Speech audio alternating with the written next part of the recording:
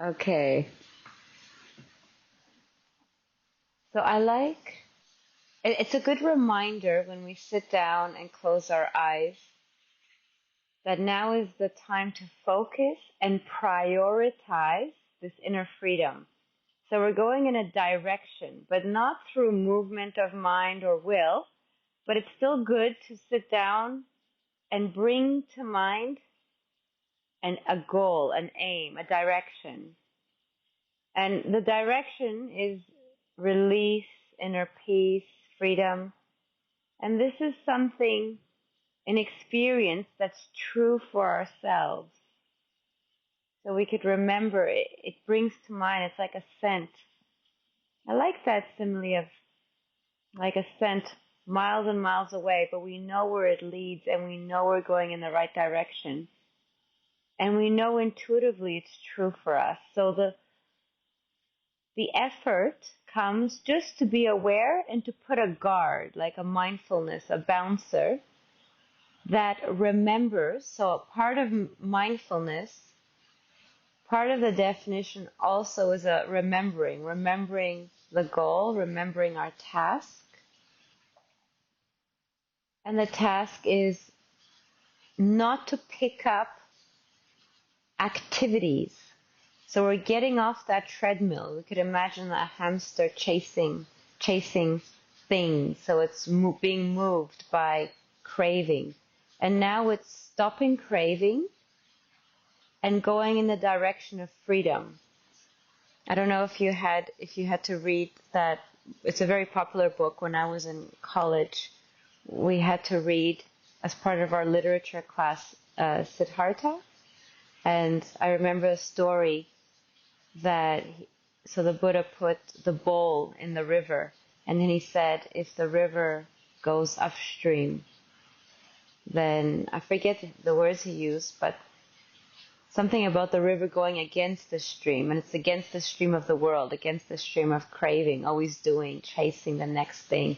So when we're sitting down, we're going against the stream. It's a stopping of craving. So we put our mindfulness, remembering our goal is inner freedom, that taste of freedom, and we put a guard to say stop to chasing things and to remember to enjoy stillness.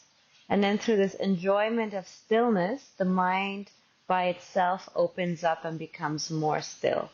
And I'll just gradually, from time to time, just remind your mindfulness, the gatekeeper, to stop. So it's just reminders to stop the chasing, stop the doing, and remembering to enjoy that inner peace that you have within. And the meditation, the truth, the peace, the enjoyment, it's a reality for you. It's happening within you. So it's not something that someone gives you. Even if you read a book or if you listen to a guided meditation, no one can copy paste or drag and drop or program it into you. It's through practice and through experience, you're experiencing this inner peace. You're experiencing this freedom and this gut feeling that you know is leading in a direction. And all the benefit it's happening because of you. And the support, us sitting together, it's just us encouraging each other, putting ourselves in a conducive environment with love, warmth, support for us to experience this peace for ourselves. Because cues and environment are a reminder, they trigger us. If we go to a restaurant, we're triggered by sights of food and we want to eat. But here it's like a food for the heart. It's a food for the heart, reminders. So when we sit down, part of this process inwards, we can start by present moment awareness. And present moment awareness is anything that's happening now in the senses. You could listen to the rain, perhaps, the sounds of my voice, maybe the sensations in your posture, you're seated, And it doesn't matter what posture you're in, it's whatever's comfortable for you, because eventually we're letting go of the body. At home, sometimes I just sit in an armchair. I don't know, somehow now I felt like sitting like this, but you feel what your body needs. There is no right posture. You know, thousands of years ago, it wasn't popular to have chairs, so people sat on the floor, but now we have chairs, and we got used to chairs. So there is no right way. Right is whatever's right for you, and you feel the difference.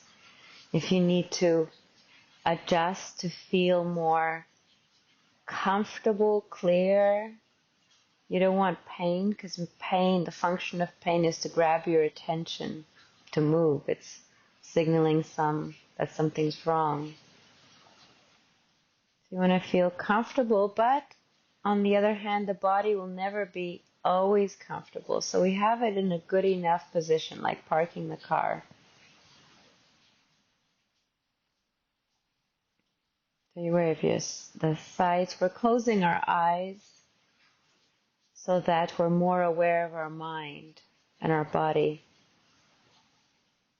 You can feel the general state of the body as well. You can feel the amount of energy, restlessness or ease or tiredness. And our job with mindfulness is that we're not doing, we're accepting. Acceptance and love and compassion, self-compassion to this moment is easier, because if we just say non-doing, sometimes we don't notice that we're actually doing something. We could think for instance, we can think we're not angry, but then we're actually angry. Say, I'm not angry. So by deliberately having an attitude of kindness and love, we have to feel that intention. Then, if we're kind and accepting, then we can't be doing at the same time. We can't be craving, wanting at the same time. That's why it's more effective to have this attitude of kindness. Kindness to this moment.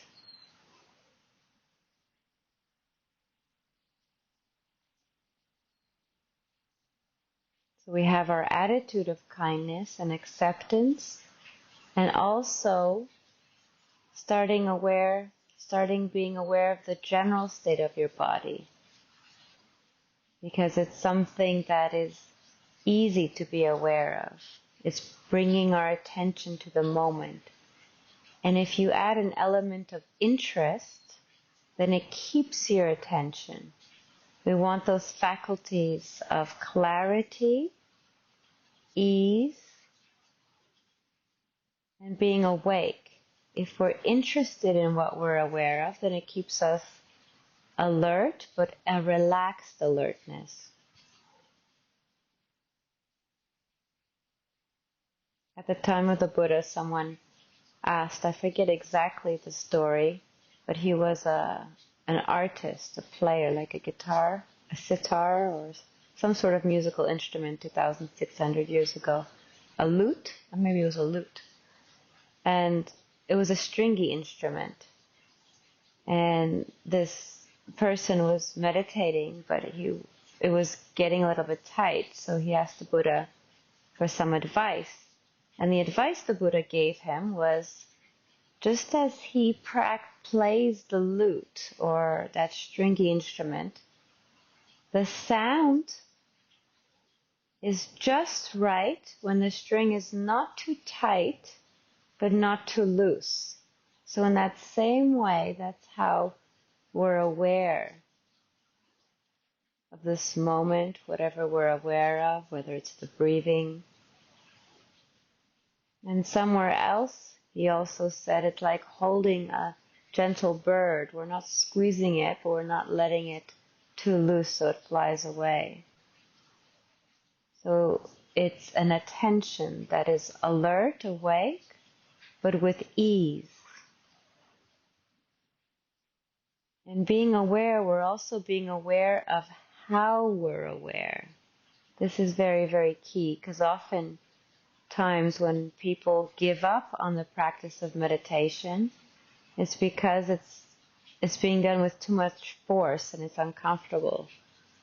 They're too much aware of the breathing or the body and not knowing that there is a quality to how we're aware. There's this attitude of acceptance, gentleness. And we find that just right, like Goldilocks and the Three Bears. We find that just rightness ourselves. And that reality exists for us.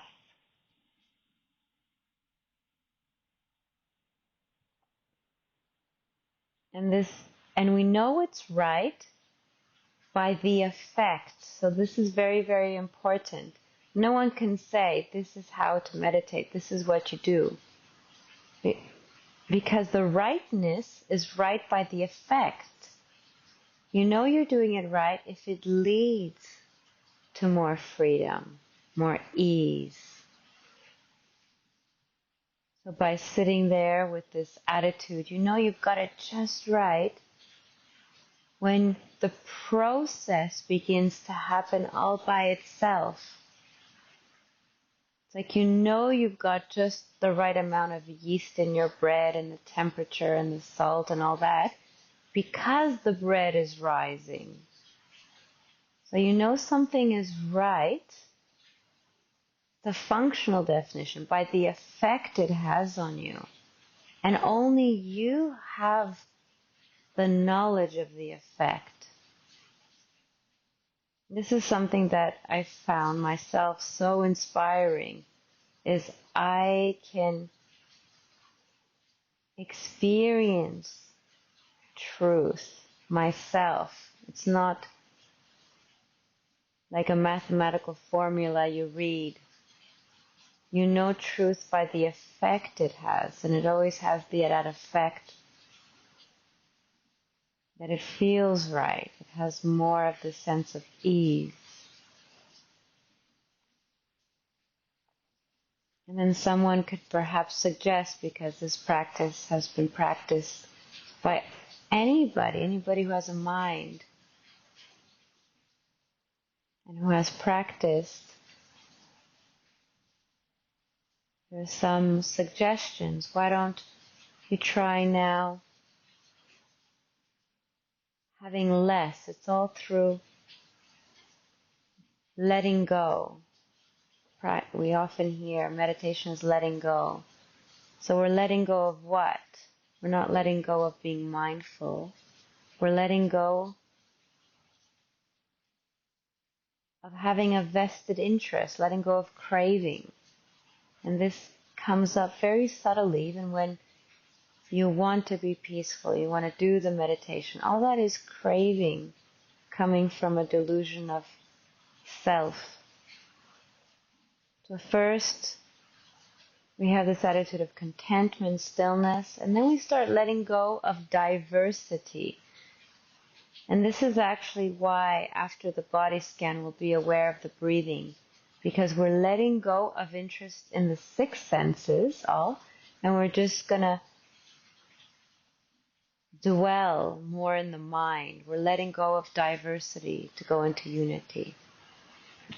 So we'll start this process of letting go by being aware of the body. So we're letting go of interest of everything else, like sights, tastes, sounds, and we're letting go of that diversity and being aware of the body. And we can start by our toes. And doing the body scan will allow the mindfulness to by itself become more clear, sharper. The mindfulness will grow by itself through this process of letting go. You'll feel this process happening, noticing the sensation of your toes. And the qualities of interest will help. not an interest through craving or movement of mind, but just being aware of the sensations with a curiosity. How are my toes doing? Can you feel the sensations in your toes?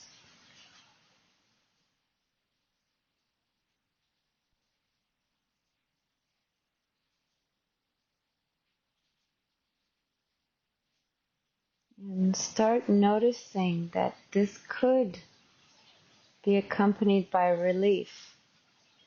I notice once I started becoming aware of my toes, there was this relief, this pleasure that came up, like a releasing. This is probably because I've been busy taking care of the kids, doing things, cooking, cleaning, and there's a release. There's just awareness of the toes. It's not a verbal thing. It's the mind recognizes freedom, this direction of freedom. And this is wholesome, it's good, it's healthy. It's very healing for the mind. Like healing happens when we allow our mind to rest. It doesn't have to get involved. I'm using all these words to help the mind recognize this process, that this gets very pleasant. It's like, what a relief. It's a subverbal recognition. It was pointed out to me, and I just point out to you, and then you feel it, and allow your mind to recognize this, and to hang out in it, to dwell in it.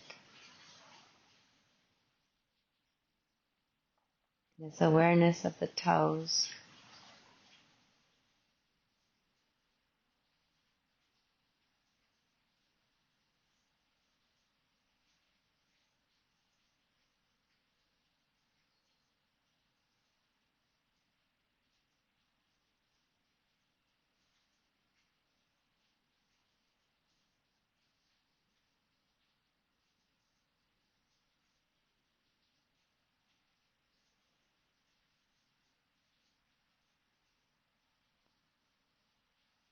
You can go up through the foot, under the arch.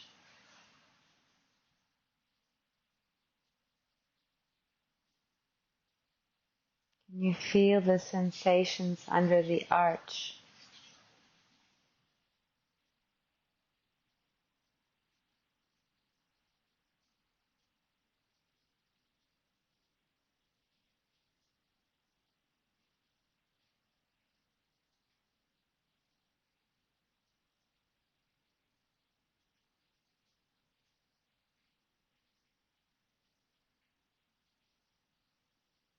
And being aware of the heels.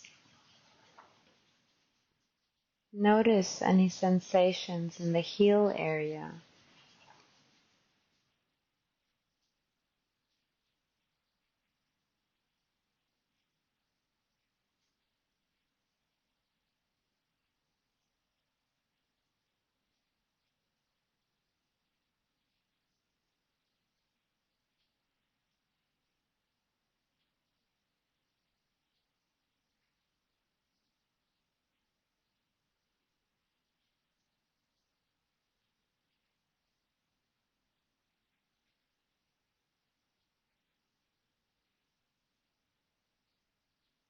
Remember, this important aspect is the attitude. Have awareness and mindfulness into how you're aware.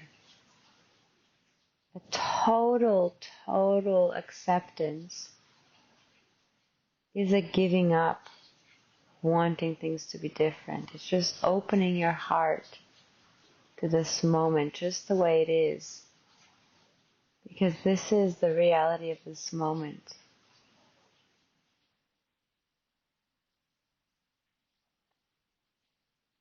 This moment is here, and we totally soften our heart to this moment. An awareness of the ankles. Noticing any sensations in your ankles.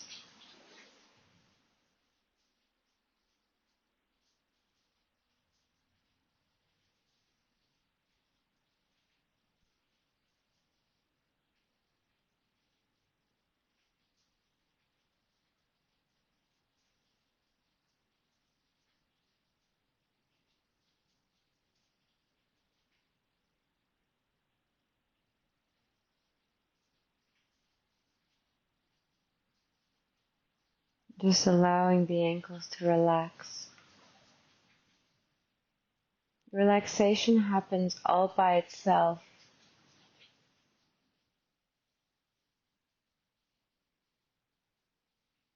when we give up wanting it to be different. Through stillness, relaxation happens.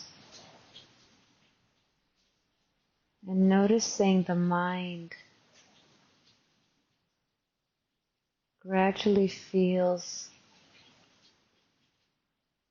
easier, nicer to be in, just by being, not going anywhere, just being.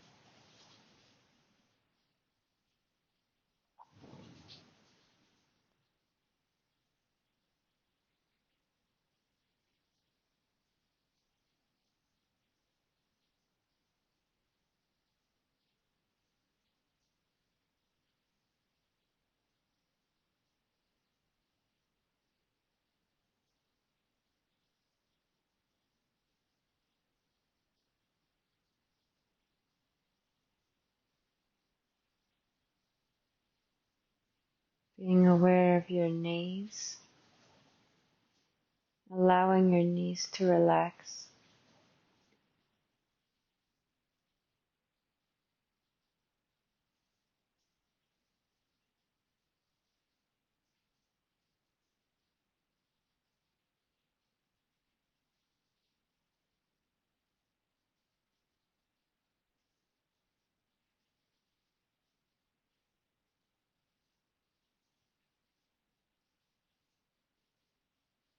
Going up the thighs.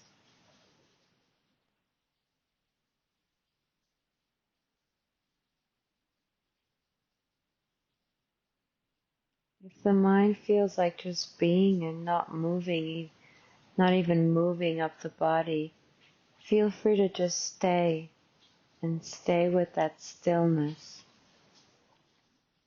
Remember, the direction is what allows your mind to taste that inner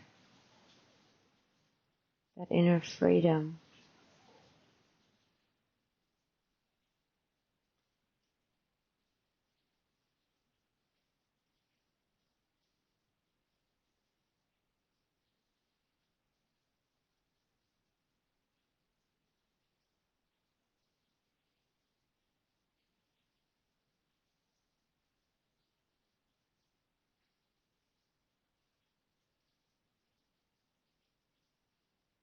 Being aware of your tummy.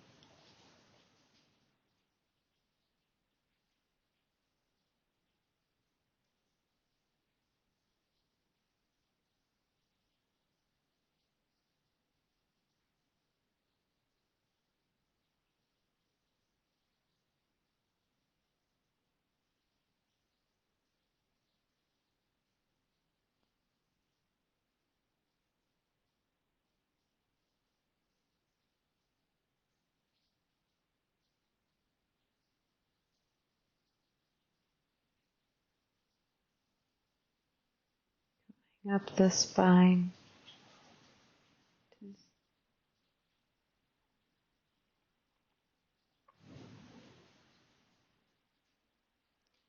can go faster if you want somehow. My mind just wants to be still.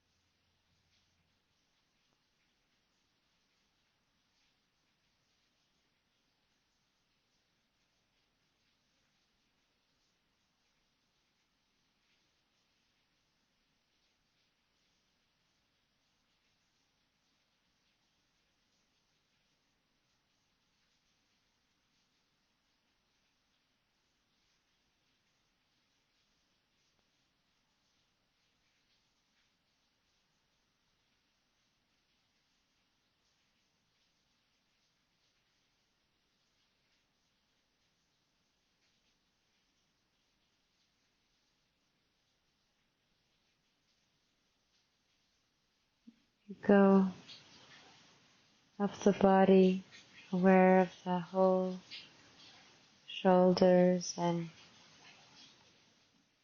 all the arms, allowing it to be. When you go through your head area, you can be aware, and if you notice any tightness, just through your kind awareness, everything releases all by itself. It's like you put that flashlight of love and all the tensions release, opens up, and you have that attitude to your brain. Feel free if you want to, if your mind needs for you to go up and down, or if you want to stay present and just be, that's fine. Making sure that you're always aware, not so important what you're aware of, but how you're aware. Making sure that if ever you notice any movement of mind, because I listen to so much of the Buddhist teachings, he calls it the asawas, movements of the mind, that force, that outflowing. You can think of it as that outflowing. You just unplug, like unplugging the bathroom, the bathtub. You unplug that force where all that outflowing is of the mind. You look inwards, like those old movie screens. There's a projector. When I was a kid, we went to the movies and there was a projector. Maybe it's still the same now, I don't know. And you see that beam of light. Rather than looking at the images of what your mind is spewing up, thoughts or memories or whatever, it's all just activity. Don't get caught up in the movie of the mind. Look back where it's coming from and just stay with that. If you look back, by itself, it'll fade. Not through saying, I want you to fade, but just by not feeding it. By not getting involved in the movie fades all by itself. And this process of fading is pleasant. So we can either sit in contentment and stillness, or you can go deeper by noticing if you're breathing. You can notice if you're breathing in or noticing you're breathing out. And what this does is letting go of diversity, and then all will exist is your breathing. Like sawing, you could imagine a saw going in and out. At first you're aware of, are you breathing in or are you breathing out? But then later, all you're aware, things fade more and more. So you can notice, are you breathing in or are you breathing out?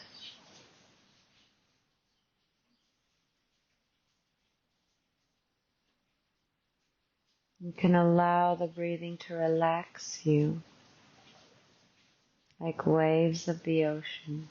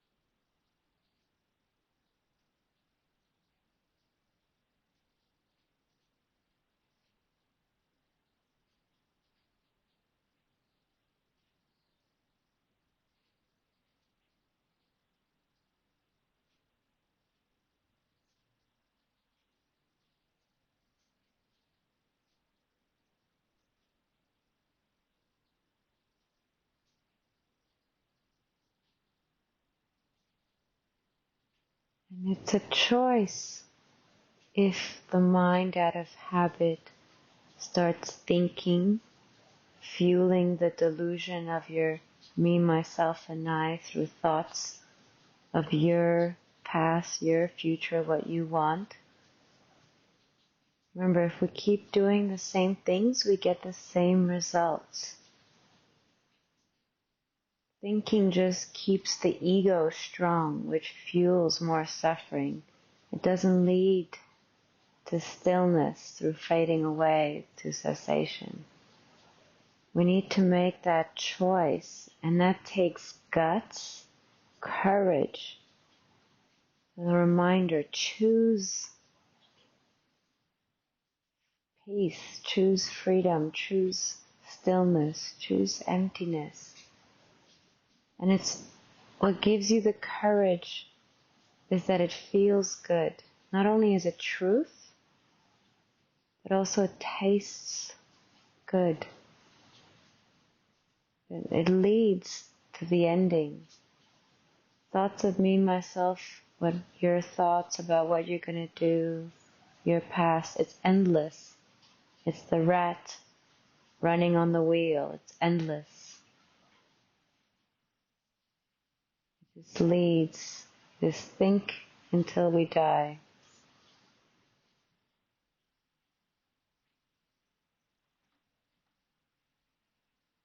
But we have an opportunity to stop.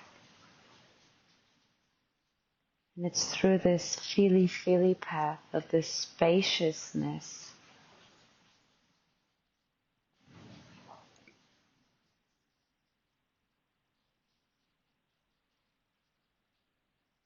Choose enjoying the spaciousness, the ease of inner contentment, peace.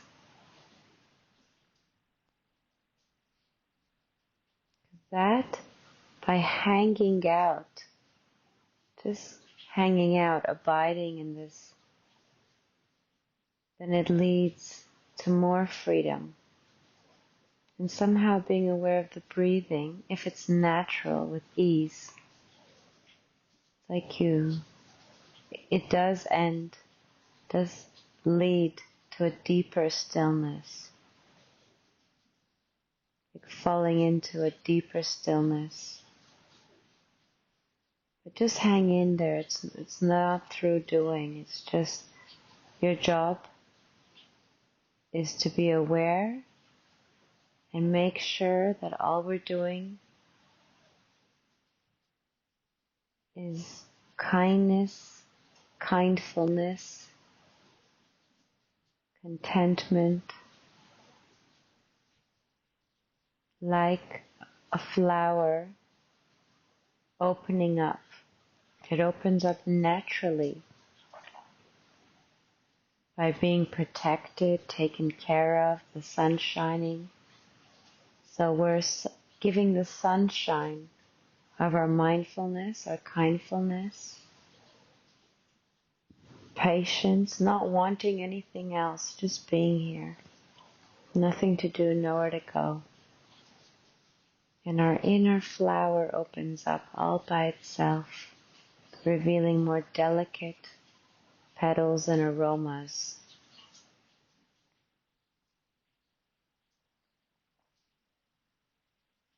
You can notice, you can have mindfulness along with the breathing if that allows you to feel more of that stillness, presence.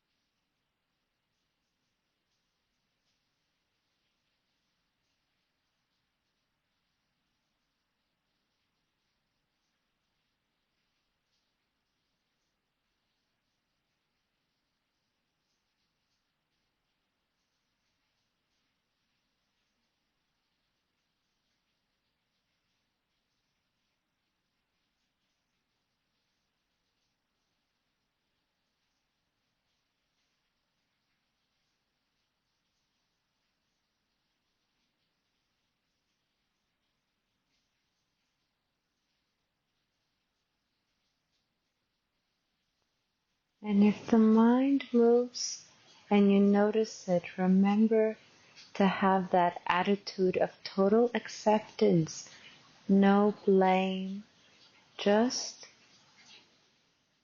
aware. And then you remember what the task is. The task is give yourself permission to be free. Choose emptiness and freedom over activity. That's it.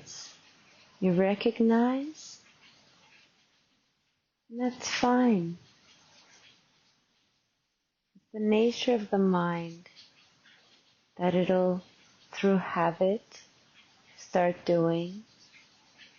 And always remember not to add more busyness, or don't add more movement over the movement that there was. And by movement, sometimes people can get into self-criticism or blame. I don't think you would do that, but that's a possibility. It's a habit that could happen. So for instance, if you catch yourself, oh, I was thinking, don't add more thinking to that, like, oh, I was thinking, damn, blah, blah, blah. That's just adding more. You notice that I was thinking, and you leave it at that. Because in that noticing, you're right there, you're aware. You caught yourself.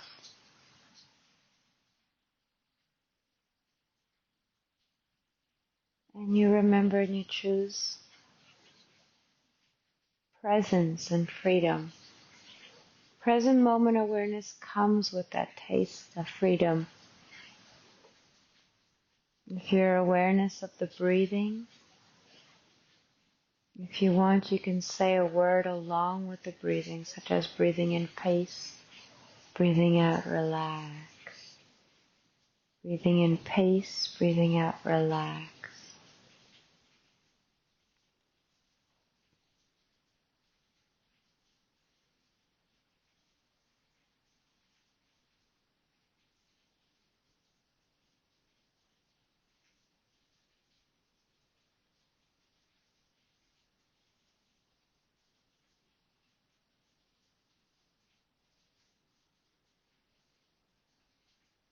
Allow your mind to enjoy. This is a good, healthy enjoyment.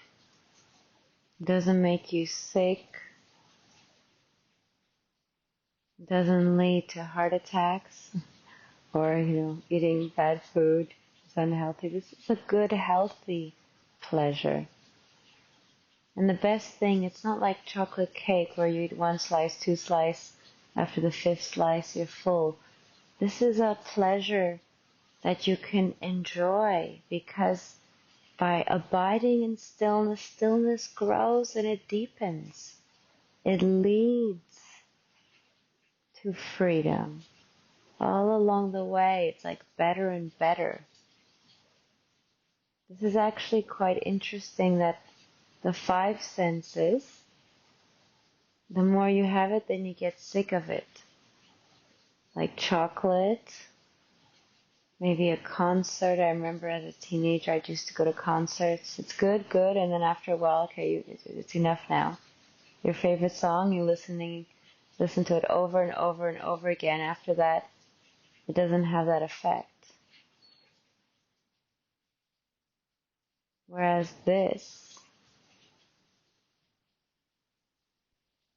it's satisfying, it satiates, it's still, it's a different, because it's not a pleasure that you add, it's like a freedom when you allow things to fade. It's through letting go. This process feels good. Through stillness, through letting go of attaching to the five senses, of bringing up the past. It's through releasing grasping of the past, releasing grasping of the future. It's this release of grasping that leads, that feels good. So it's not something you add to your mind. It's the process of releasing and letting go feels good. So it's a different ballpark. You can allow yourself to hang out and enjoy, because this is enjoyment that leads to freedom.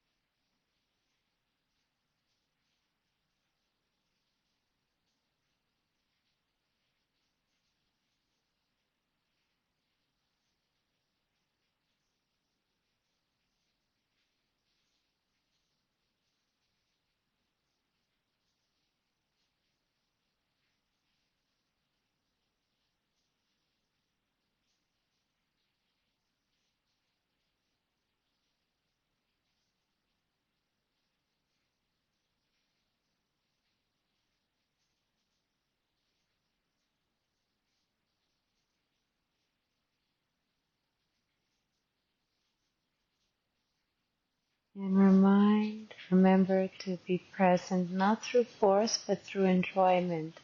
Subtle, maybe subtle inspiration. And it takes time for the mind to wake up. If the mind has been busy, it goes through a phase. I like this simile. Okay, it's again through the Buddha, but I hope it doesn't. It's just because he spent a lot of time in that time and culture. He spent a lot of time with their mind. So there's a lot of similes and stories that many find helpful. So I found this helpful. The Buddha gave this simile that if we're in the five senses a lot, let's say we're busy, we're listening to music, watching, or whatever it is of the five senses, maybe delighting in going out, partying, or restaurants, or it's like we're in debt to the five senses. We rely on it, we need it. So it's like a wet, sappy log. You take it out of the water. If you look at Rabbit Island, there's maybe logs or by the river or the beach. Maybe down Ansbury, that river. Maybe there's some logs in the water. You take it out of the water and it's still wet. If you try to, now it's raining. A lot of trees are wet. If you put a flame to it, it won't catch fire. It has to dry out first. So he said,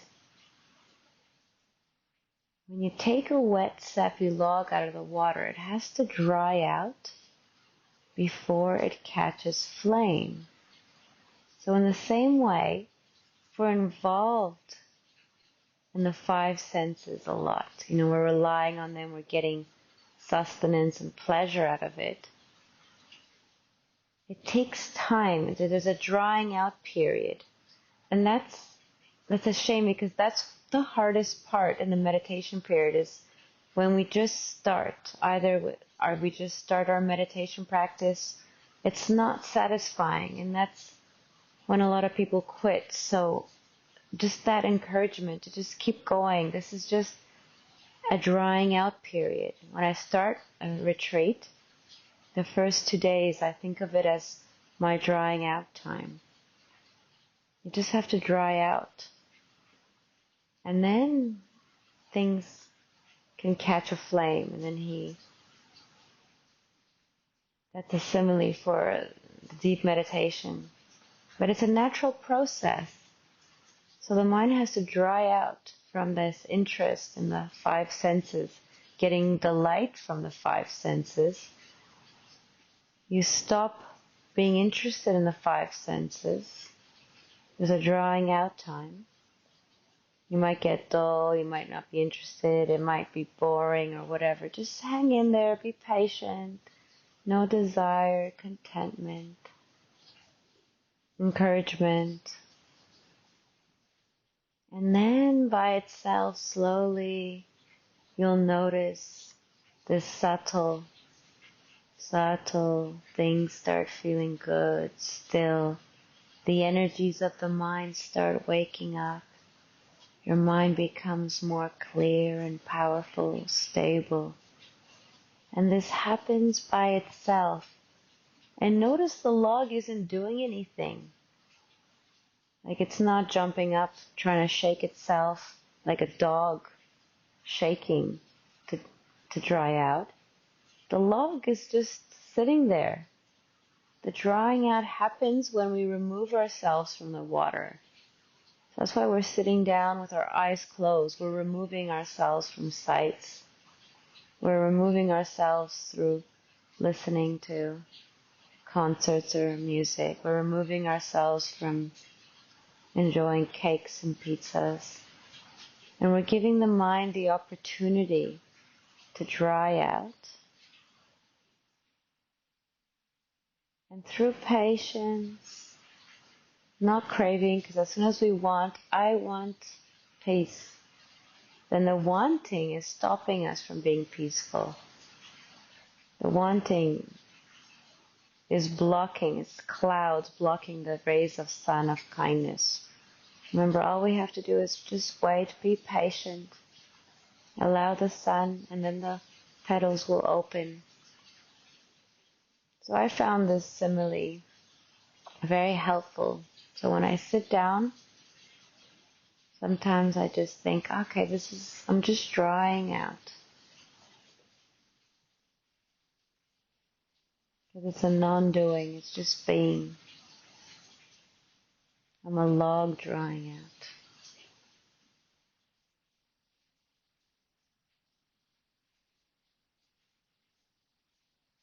And you have to remember to stay in the warmth of the sun, not to go back in the rain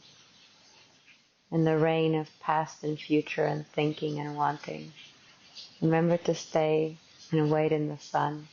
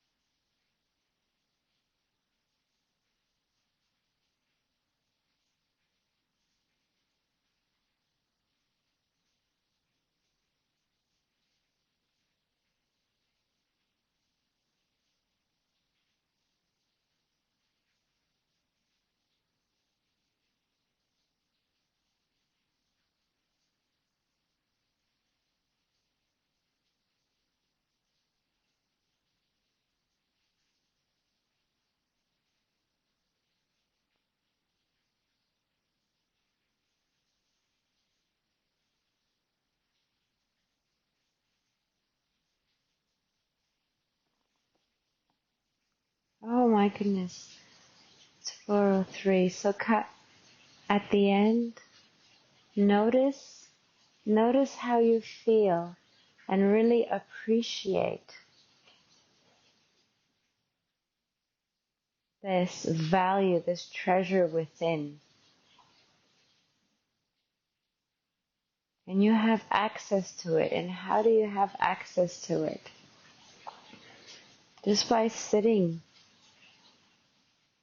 and waving the white flag, giving up. I don't want anything. I'm just going to be in this moment, not wanting peace, not wanting to meditate, just being. Putting up your mindfulness to remember to be present.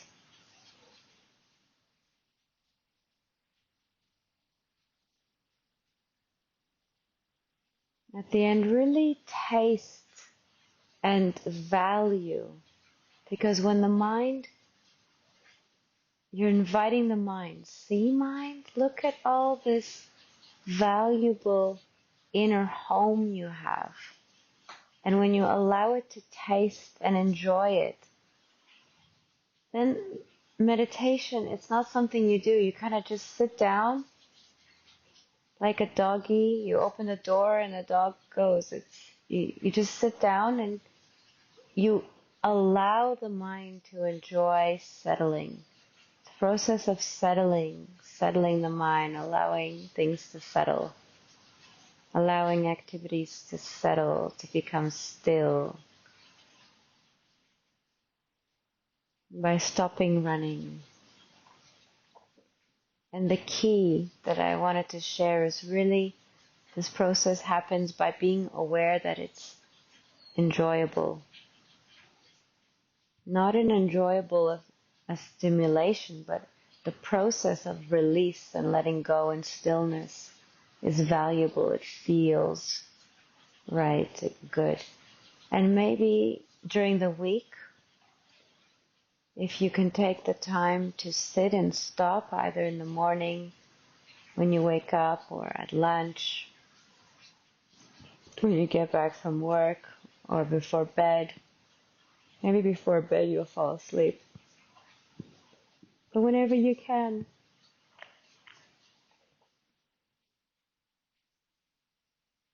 And also see what you do during the week, if it supports this process.